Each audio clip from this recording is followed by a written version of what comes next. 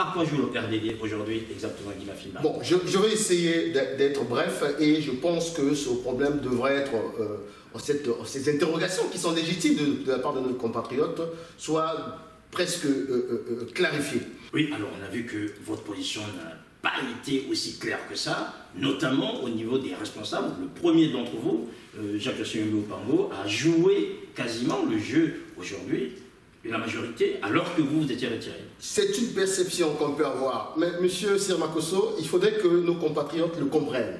On ne peut pas parler de démocratie au niveau national lorsque dans nos partis politiques respectifs, il n'y a pas de démocratie.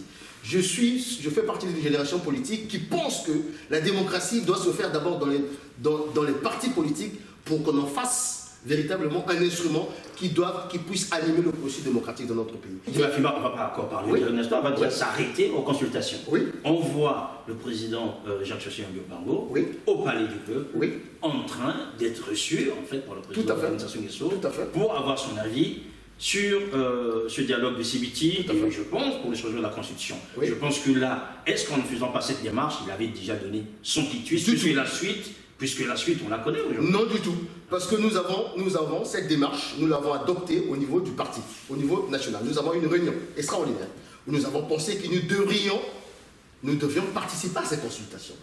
Le président Yombi est parti en tant qu'ancien chef de l'État, voilà le statut.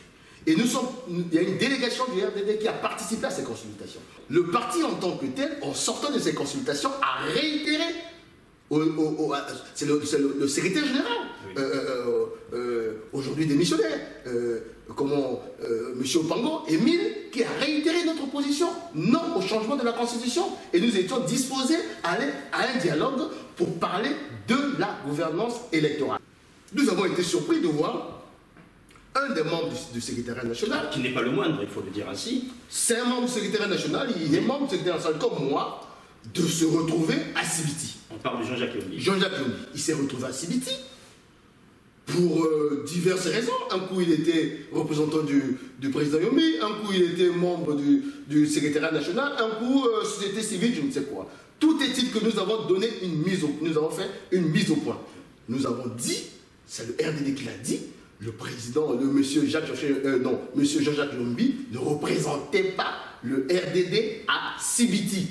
Guy Mafimba, on va revenir sur la gouvernance de votre parti. On voit déjà le président Jacques Yossé-Yombi Opango, qui lui est reçu en tant qu'ancien chef d'État. Sa position, on ne la connaît pas, c'est une conversion entre le président et lui. Après, on voit, vous, au niveau du parti, vous donnez une position que Sibiti, on n'y va pas. Et enfin, il y a un troisième larron, s'il faut l'appeler ainsi, c'est Jean-Jacques, qui lui débarque à Sibiti au nom du parti. Est-ce que ce parti aujourd'hui est tenu?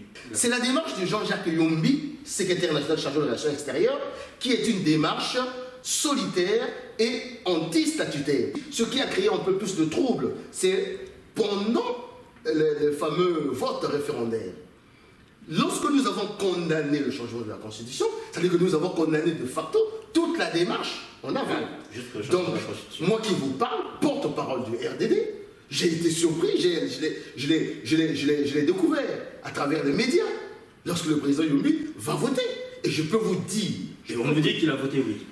Je peux vous dire, voter oui ou non, la démarche est anti-statutaire et condamnable. Et donc je pars du principe que une fois qu'il a posé un tel acte, le parti doit se retrouver pour trancher de ce que j'appelle un acte de forfaiture. Ce qui me surprend dans votre discours, Guy Mafimba, c'est que vous reconnaissez à Yossé-Yombi Opango le statut d'ancien chef d'État, donc qui peut s'exprimer, qui n'était pas exprimé, mais qui pouvait faire une démarche.